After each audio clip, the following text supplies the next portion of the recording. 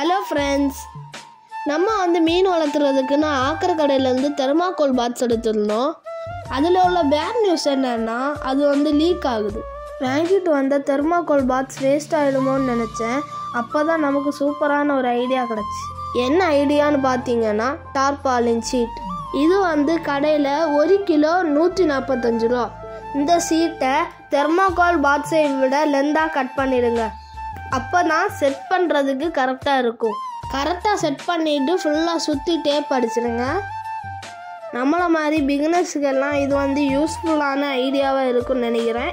இப்போ இந்த டேங்கில் தண்ணியை ஃபில் பண்ணிக்கலாம். இப்போ இதில் மாலி ஃபிஷ் விட போகிறோம்.